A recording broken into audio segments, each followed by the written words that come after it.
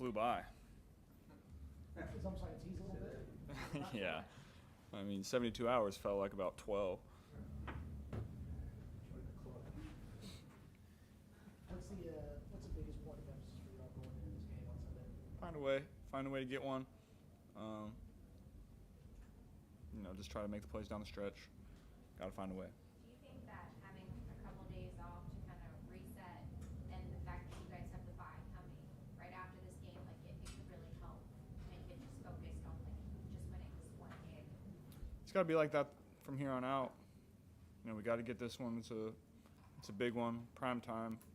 So I'm always excited to showcase what we can do in that situation, and we know we got to go win it. Why are mini buys and full bye weeks so important in the NFL? You start to get banged up by this time of the year.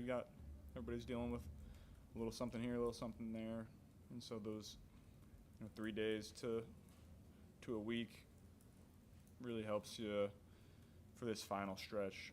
These last 6-7 games. You all have in the past been good after 5 weeks, post 5 weeks throughout the course of the regular season. What is it about you guys as a team that's allowed you to do that? I don't know. I think that's how it should be.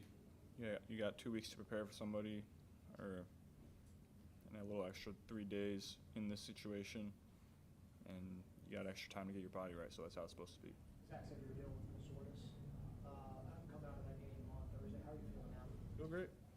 After about 24 hours, I was back to normal. You mentioned after the game that you gave those calls, the potential running passer calls. Why do you think that is? Did you notice those hits even more with action though? I don't know why that is. I'm sure everybody feels that way to some degree. I don't think I think there was one that absolutely should have been called, but other than that, I don't think there were any that I was super upset about. There was just one. Yeah. What does that look like on the back end? Do you go as Zach to lobby the league? Do you lobby the league? How does that work? I don't pay attention to that. I don't think you can. I'm not going to be the guy to argue with refs about calls through the whole game. Gets me out of my thought process and my zone that I'm in, so I don't think that's my job. When you looked at the tape, I know there were plays after the game you said, I wish I had back. When you looked at the tape, what did you think about your thought process making those plays? Yeah, obviously a lot of great that I was really happy with, but just like any game, there's 4 or 5 that you wish you had back, and so those are the ones that I'm going to focus on to try to find a way to put ourselves in a better position in those spots.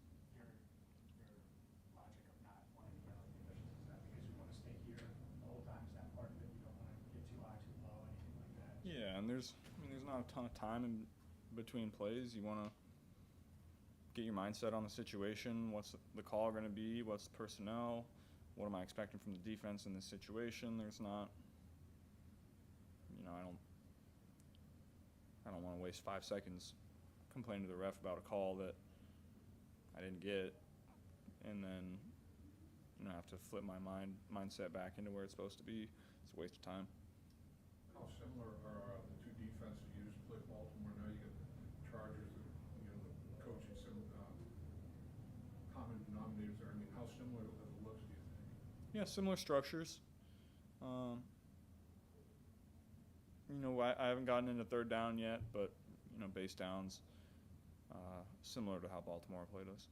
Is there a reason you as a quarterback have a process like that when you say you haven't gotten into third down? Is there a reason you have to go, I don't know what your process is, but you don't do it like all at once on your day off on Tuesday? Yeah, that's just how the week works out. I watch games early in the week just to get a feel for how they like to call things in certain situations against certain teams and players that they might call it differently. And then Thursday is really the day that we're focused on third down.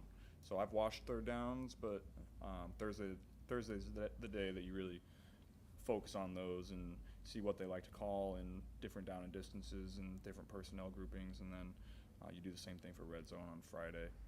Zach mentioned that y'all are going to go a day early out to LA. What are your thoughts on kind of getting out there a day in advance? Yeah, I think that'll be great for team building. Bring these young guys along into the culture, have some dinner with guys. I think that's important. Is that something that Zach talked to you about before y'all? Did you have any input in how that went down, or kind of let you know what happened? That's something we talked about in the off season. If this game fell in this kind of 3-week time frame, right before halfway through the season, basically. We did that in New England a couple of years ago. I think guys really liked it. Guys went to lunch, and I think that brought us closer together, and I think that's important for a team. And so the fact that we're doing that, I think, will be good for us. Do you think you go out together as a team, or would you just certain groups maybe you want to hook up with? Yeah, you're not going to go to dinner with 25 guys, but maybe do a lunch on Saturday, dinner on Friday with different groups of guys. Try to do it that way. You still overall comfortable, with taking the number of hits you have taken, the trade-off with that versus letting a play develop downfield, knowing that sometimes you're just going to have to take those hits regardless of the protection? Yeah, I think I do a great job of getting the ball out quickly when I have to, but there's certain situations and certain games that you're going to have to hang in there and make plays and run around and hold the ball a little longer, trying to make those plays down the field. Baltimore is one of those teams that you have to do that against, knowing who they have on the other side. If it's there early, I'm going to take it, but when we're pushing the ball down the field, if I feel like I can get out and try to make a play, then that's what I'm going to do. I think we're at that point in the season where that's needed. That might be a little different mindset first 5 games, but where we are right now, I think that's how I'm going to have to play it. What do you think about Jim Harbaugh? I mean, I don't know if you met him at this point in your career, like at any staff, but what do you think about the job he's done, whether it be at Michigan or what he's doing with the Chargers right now? Yeah, I talked to him. He recruited me a little bit out of high school, so I have kind of a relationship with him 10 years ago, I guess. But he seems to win everywhere he goes. He's an intense guy that seems like guys like to play for, so credit to him for the job that he's done everywhere he's went. Michigan wasn't a school that you wanted to go to instead of recruiting you? Well, here was my thought process. He had just got the job at Michigan that January after that season. I had been committed to Ohio State for 5 or 6 months at that point. So I think Coach was trying to make a big splash, trying to flip the Ohio State quarterback commit. I'm not entirely sure he knew exactly who I was or what I could do at that point. I think he was just trying to make a little splash there. They are not turning it over, Jim. They are not turning it Yeah. over this year. How does that affect your mindset going into the game? It doesn't. They're really good at that. Our possessions will probably be limited, just like we played the old Baltimore teams. They're going to run the ball well, get into manageable third downs. They're not going to turn it over. They're going to keep everything in front on defense and try to shorten the game. So we have to find ways to take our opportunities down the field, but score on as many possessions as we can. I don't know if you view it this way, Joe. Do you feel like this team is still searching for a turning point, a big moment of the season where things begin to shift the other way for you? We're just trying to find wins at this point. You'd like 1 to turn into 2 to turn into 3, but the only way you can do that is to focus on the day-to-day, and so that's what we're going to do. Hypothetically, when you were coming out of Ohio State, had he made a run at you again out of the, as a grad transfer, was that something you would seriously consider? Yeah. I mean, I don't think – so the transfer portal wasn't a thing when I was transferring yet, and so technically Ohio State could still block me from conference Had he been a grad schools. transfer? Yes, I believe so, because I think they did.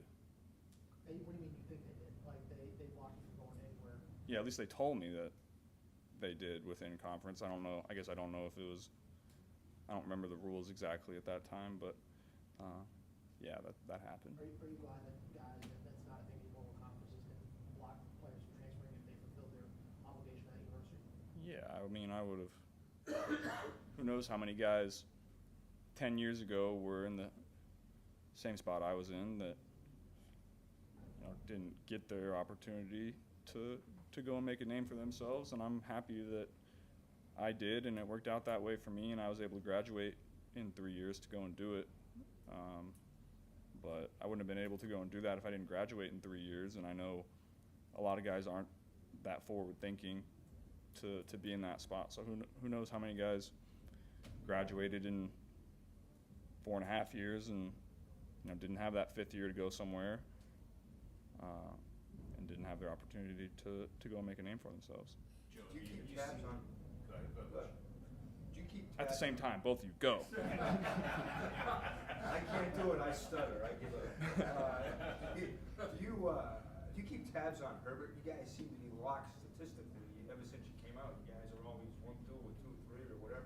You keep tabs on him. What do you think of his game? Yeah, I think Justin's great. He's got one of the strongest arms in the league.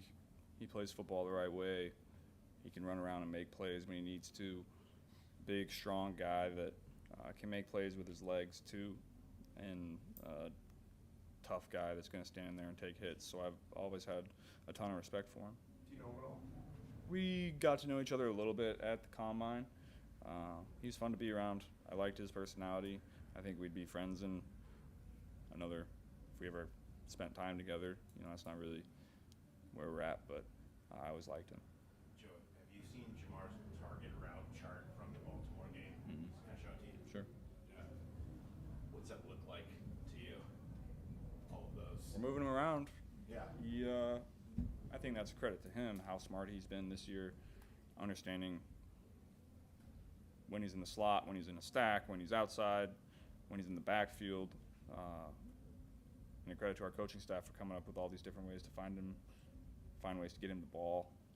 I think he's really taken a step this year as far as understanding zone coverage, understanding what his job is in all these different little details on these routes. I think he's just continuing to get better, as crazy as that sounds. Is that kind of the perfect example of what a masterpiece of how Jamar can be used should look like? That maybe you guys have been building towards, really, maybe even since you've ever been playing with him, as games that look like that chart a little bit. Yeah, that's when teams want to try to take him. If we're doing that and moving him around, teams can't take him away. Just finding ways to get him the ball in so many different situations, and when we're moving around like that, teams can't just focus in on him and say we're going to cloud this side, we're going to double him in when we play man. You just always got to be aware for where he's at, and our coaches and Jamar are doing a great job of doing that. How does that Jamar retro work? Zach was telling us he kind of was almost kind of made up in the dirt a little bit. How does that work in terms of it coming to you realizing what it is, and then translating it to Jamar to pull off that play in that moment? Yeah, it was a great call based on what we had been getting on that 2-minute drive. And Jamar, when he gets contacted, he's so strong, he's going to pull out of it, whether he gets held or not. And that's a base play that we've repped. That maybe wasn't in the game plan, but you can pull out at any moment, and that's what you have to do if you want to be a great offense or a great player. Not everything you call is going to be on the call sheet for that week, or even repped that week in practice. You might see the way a team is playing you and pull from something that you guys ran 3 or 4 weeks ago, and you're like, hey, that's good, let's bring it up.